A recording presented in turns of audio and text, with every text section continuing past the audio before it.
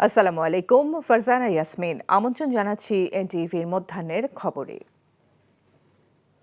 গণহত্যার বিচারে সরকারে বিন্দুমাত্র অবহেলা নেই বলে জানিয়েছেন আইন উপদেষ্টা ডক্টর আসিফ নজরুল। রাজধানীর কৃষিবিদ ইনস্টিটিউটে ফোরামস ফর বাংলাদেশ স্টাডিজ আয়োজিত জাতীয় সংলাপের দ্বিতীয় দিনের অধিবেশনে যোগ দিয়ে তিনি একথা জানান। দায়িত্ব নেওয়ার 2 সপ্তাহের মধ্যে প্রসিকিউশন টিম গঠন করা হয়েছে বলেও উল্লেখ করেন তিনি। জুলাই অভ্যুত্থানের 3টি লক্ষ্য বিচার, সংস্কার ও নির্বাচন পূরণের জন্য সরকার নিরলসভাবে কাজ করে যাচ্ছে বলেও মন্তব্য করেন আইন উপদেষ্টা। আইন সংশোধন করা হয়েছে, পুরো ব্যবস্থা যদি বিচার আশা করেন তাহলে হবে না, কারণ এখানে পদে পদে সংস্কৃতি খুনি হাসিনা শুরু করেছিল এবং হয়েছিলেন ঢাকা থেকে। সেই জায়গা থেকে যদি আমরা বের হয়ে না আসতে পারি। জুলাই গণ অভ্যুত্থানে অন্তত 3টা বড় লক্ষ্য আছে। একটা হচ্ছে বিচার, একটা হচ্ছে সংস্কার, একটা হচ্ছে নির্বাচন। বিচারটা মূলত আমাদের মন্ত্রণালয়ের দায়িত্বে, এখানে কোনো রকম কোনো গাফলতি হচ্ছে না, হবে না। আপনাদের বরং আমরা বলবো আপনারা একটা সিটিজেন্স ওয়াচডগ গ্রুপ করেন, তাহলে ওয়াচডগ গ্রুপের সাথে আমরা বাজেট আলোচনা করতে পারি।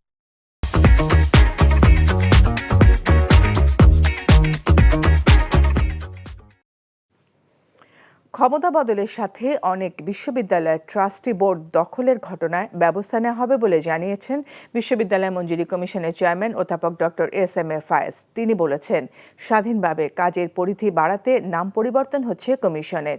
এনটিভিকে দেয়া একান্ত সাক্ষাৎকারে এসব কথা বলেন তিনি। বিশ্ববিদ্যালয়ে শৃঙ্খলা ফেরাতে সদ্য নিয়োগ দেয়া উপাচার্যরা দ্রুতই ব্যবস্থা নেবেন বলেও জানান তিনি। অনেকে বেরিয়ে গেলেও বিশ্ববিদ্যালয়ে ভর্তি পরীক্ষায় গুচ্ছ পদ্ধতি বহাল রাখতে সপ্তাহখানেকের মধ্যে নির্দেশনা আসছে বলেও জানান ডক্টর ফায়েজ। রিপোর্ট করছেন রোকন উদ্দিন। গণঅভ্যুত্থান পরবর্তী সংকট কাটিয়ে কার্যক্রম শুরু করেছে সব বিশ্ববিদ্যালয়। তবে স্বাভাবিক কার্যক্রম পরিচালনা আর শৃঙ্খলা নিয়ে এখনও হিমশিম খেতে হচ্ছে অনেক বিশ্ববিদ্যালয় কর্তৃপক্ষকে।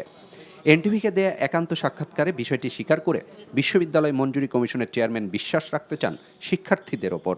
বলছেন, প্রায় সব বিশ্ববিদ্যালয়ে যোগ্যতা সম্পন্ন উপাচার্য নিয়োগ দেয়া হয়েছে, ভূমিকা রাখবেন তারাও। তারা এটা করতে পারবে ইনশাআল্লাহ। আমাদের কোনো সহযোগিতার প্রয়োজন হলে অবশ্যই আমরা এগিয়ে যাব। রাজনৈতিক তকমা জুড়ে যাওয়ায় অনেক শিক্ষক ক্লাসে ফিরছেন না, আবার অনেককে আসতে বাধা দিচ্ছেন শিক্ষার্থীরাও। কি বলছেন ঢাকা বিশ্ববিদ্যালয়ের সাবেক এই উপাচার্য? এটা বেশি বাড়াবাড়ি হয়ে গেছিল অনেকের জন্য। এত বাড়াবাড়ির কারণে ডেফিনেটলি দেয়ার আর প্রবলেমস। যারা শিক্ষক হিসাবে শিক্ষকতা করে আসছেন এবং ওটা করতে চাচ্ছেন, তাদেরকে সেই সুযোগটা দেওয়া উচিত। আমরাও যেন সীমা অতিক্রম না করি। এমন সময়ে আবার আলোচনায় গুচ্ছ পদ্ধতিতে বিশ্ববিদ্যালয়ে ভর্তি নিয়ে।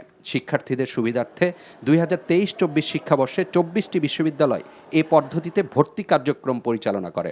কিন্তু এবছর এরই মধ্যে গুচ্ছ থেকে বের হয়ে গেছে জগন্নাথ, খুলনা ও শাহজালাল বিশ্ববিদ্যালয়। একই ধারা অনুসরণের পথে আরও 4টি বিশ্ববিদ্যালয়।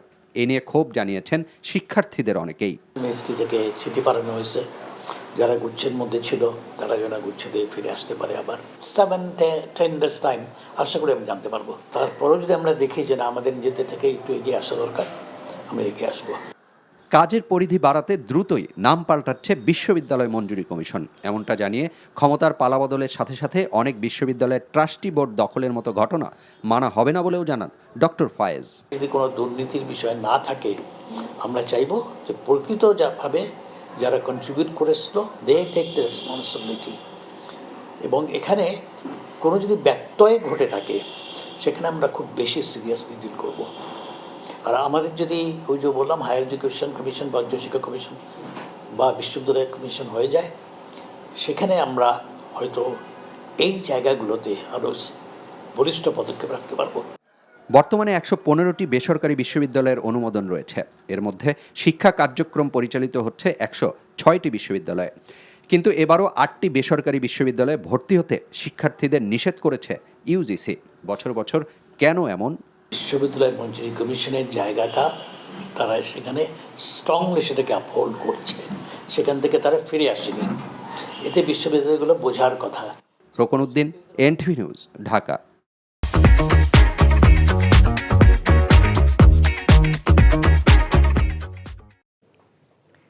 আওয়ামী লীগ সরকারের সময়ের দুর্নীতি ঢাকতেই সচিবালয়ের অগ্নিকাণ্ডের ঘটনা ঘটানো হয়েছে বলে মন্তব্য করেছেন বিএনপির সিনিয়র যুগ্ম মহাসচিব রুহুল কবির রিজভী। সকালে রংপুরের মিঠাপুকুর উপজেলার বড়বালা ইউনিয়নে সচিবালয়ের আগুন নেভাতে গিয়ে সড়ক দুর্ঘটনায় নিহত ফায়ার কর্মী নয়নের পরিবারের সঙ্গে সাক্ষাৎ শেষে তিনি এসব কথা বলেন। রিজভী বলেন, ভারত শেখ হাসিনাকে আবারও পুনর্বাসনের চেষ্টা চালিয়ে যাচ্ছে। এরই অংশ হিসেবে এসব ষড়যন্ত্র। এর আগে নয়নের পরিবারের সদস্যদের সাথে সাক্ষাৎকালে তাদের পাশে থাকার আশ্বাস দেন এবং বিএনপি ভারপ্রাপ্ত চেয়ারম্যান তারেক রহমানের পক্ষ থেকে সমবেদনা জানান।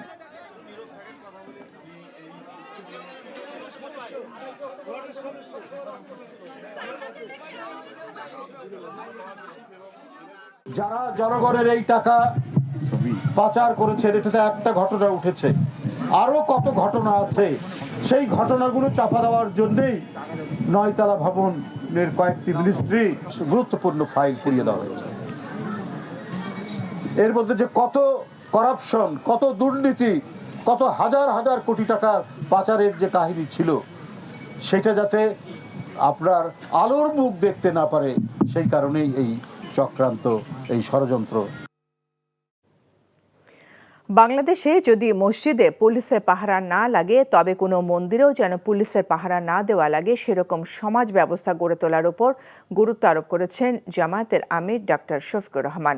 আজ রাজধানীতে খেলাফত মজলিসের সাধারণ পরিষদের অধিবেশনে যোগ দিয়ে তিনি এমন কথা বলেন। আমরা মেজরিটি মাইনরিটি মানি না। এ দেশ আমাদের সকলের। আল্লাহ যাদেরকে এখানে পয়দা করেছেন, নাগরিক অধিকার সকলেই সমানভাবে ভোগ করবে। তবে আমরা এও বিশ্বাস করি, দেশের নিরাপত্তা ব্যবস্থা এমন হওয়া উচিত, যদি আমার মসজিদ পাহারা দেওয়ার দরকার না হয়, তাহলে মন্দিরে যেন পাহারা দেওয়ার দরকার না হয়। যে যার ধর্মকর্ম করবে, এখানে আমরা কারোর উপর জোর করব না। তবে আমরা মানুষকে আল্লাহর বাণী শোনাতেই থাকবো, এটা থেকে আমরা বিরত হব না। চাঁদপুরে কার্গো জাহাজে 7 খুনের দ্রুত বিচার এবং নিহতদের পরিবারকে 20 লাখ টাকা করে ক্ষতিপূরণের দাবিতে সারা দেশে অনির্দিষ্টকালের জন্য কর্মবিরতি পালন করছেন নৌযান শ্রমিকরা। কর্মবিরতির ফলে সারা দেশে স্থবির হয়ে পড়েছে পণ্য পরিবহন কার্যক্রম। দেশের 45টি ঘাটে 738টি জাহাজে আটকা পড়ে আছে প্রায় 10 লাখ টন পণ্য। তবে যাত্রীবাহী নৌযান এই কর্মসূচির আওতামুক্ত রাখা হয়েছে। বৃহস্পতিবার মধ্যরাত থেকে সারা দেশে অনির্দিষ্টকালের জন্য পণ্যবাহী নৌযানে কর্মবিরতি চলছে। ফলে বন্ধ রয়েছে চট্টগ্রাম বন্দরের বহির্নোঙরে খোলা পণ্য খালাস ও পরিবহন। এতে সারা দেশে চাল, ডাল, গম, তেল, শিল্পের কাঁচামাল সহ সব ধরনের পণ্য পরিবহন বন্ধ হয়ে গেছে। খোলা আমদানি পণ্য নিয়ে আসা বিদেশি জাহাজগুলোতেও হচ্ছে না কাজ। বায়ু দূষণে বিশ্বের শহরগুলোর তালিকায় আজ দ্বিতীয় স্থানে রয়েছে বাংলাদেশের রাজধানী ঢাকা। এয়ার কোয়ালিটি ইন্ডেক্সে 222 স্কোর নিয়ে ঢাকার বাতাসের মান খুবই অস্বাস্থ্যকর পর্যায়ে রয়েছে। সকাল 9টায় বায়ুর মান পর্যবেক্ষণকারী সংস্থা এয়ার কোয়ালিটি ইন্ডেক্সের সূচক থেকে জানা গেছে এই তথ্য। এ সময় ঢাকার সবচেয়ে দূষিত বাতাস বিরাজ করছে রাজধানীর বাসাবো এলাকায়। সকাল 9টায় বায়ু দূষণে বিশ্বের শহরগুলোর তালিকার শীর্ষে রয়েছে আফগানিস্তানের কাবুল, তালিকার দ্বিতীয় স্থানে ঢাকা, তৃতীয় ও চতুর্থ স্থানে বসনিয়া হার্জেগোভিনার সারাজেভো ও মিশরের কায়রো। এ সময় শহরগুলোতে খুবই অস্বাস্থ্যকর বাতাস বিরাজ করছে।